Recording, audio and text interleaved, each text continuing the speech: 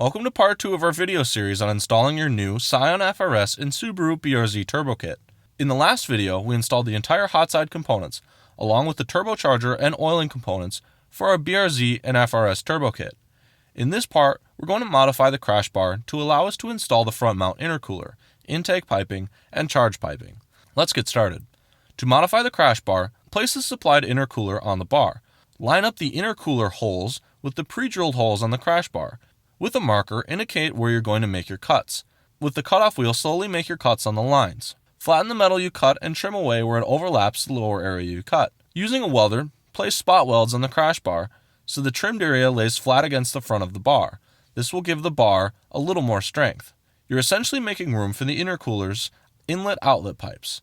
If you are not a skilled welder, you may purchase a pre-modified crash bar from MAPerformance. You can find a link to that here below. After the modification is complete, attach the front mount intercooler to the crash bar with supplied hardware. You may then install the crash bar front mount intercooler combo back on the car.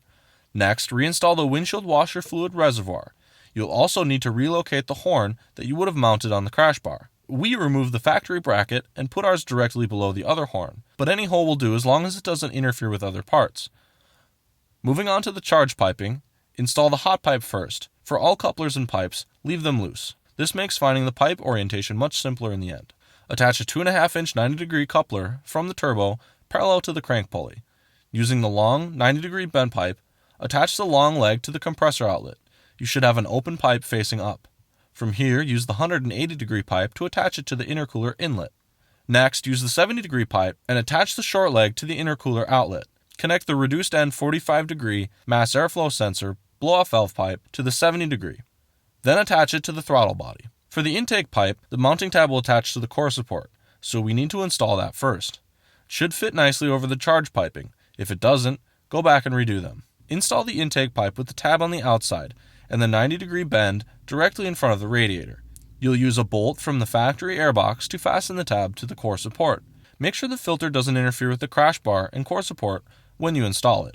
Tighten all the clamps on every coupler we just installed. Next, install the hood latch. Run the cable under the charge piping and use the factory bolts to attach to the new support. With the intake piping done, locate the wires on the new fan you just installed earlier. Cut off the plug, strip the ends of the wires, and crimp on the female spade connectors. The factory harness wires will be the same color as the new fan wires that we just put female connectors on. All you need to do is match them by color. You may also shrink wrap them or tape them, but the connectors should hold it sufficiently. Now that your intake setup is complete and your slim fan is wired up, we need to get to modifying the fueling system. Now, depending on the package you purchased, you may or may not have to do this next step. Our package contained injectors and a fuel pump, so let's get those installed. First, remove the sound generator and cap off the inlet hose with the supplied plug. Then, unplug the connectors at the ECU. Remove the ECU from the bracket by removing the 3 10mm bolts. Set it in a safe place.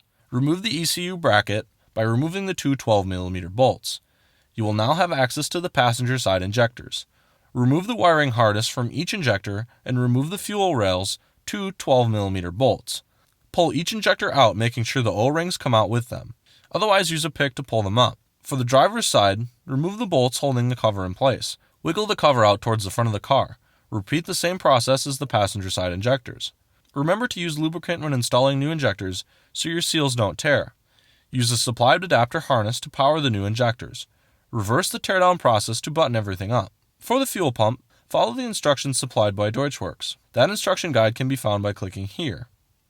With fueling done, we can now move on to the final touches. Reinstall the front bumper by following the steps in the oil cooler install guide in reverse order. Again, that can be found here. Start with the air dam, then the under paneling, and finally the front bumper. Don't forget to plug the turn signals back in. Make sure to install all body clips in the same places they came from.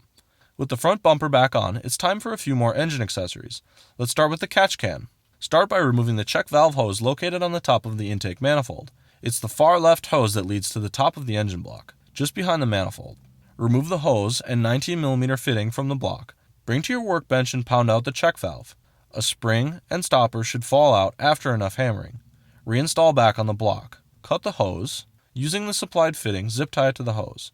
With some spare 7/32" rubber hose, run this up to the blow-off valve. Using the remaining chunk of hose from the factory check valve setup, attach it to the CV nipple and left reservoir on the catch can. Find the hose that originally led to the airbox. It should be behind the power steering pump, between the intake pipe. Route that under the intake manifold and to the right catch can reservoir. Finally, fasten the catch can to the tabs on the rear of the intake manifold. Next, install the coolant reservoir. Remove the wiring clip directly under the radiator cap, as well as the far left bolt next to it. The tab on the bottom of the coolant reservoir will go where the clip was, and the tab will attach using the bolt we just removed. Reuse the factory overflow hose to finish it off. Before finishing up, check to make sure that all hoses and oiling components will not rub on the belts when you start the car. If necessary, use zip ties to secure them away from the moving parts. Also, make sure the oil return is not touching the exhaust at any point. That should wrap up the install of your FRS and BRZ Turbo Kit. If you have any questions, feel free to let us know in the comments below. Stay tuned for more install videos like this from MAPerformance.com.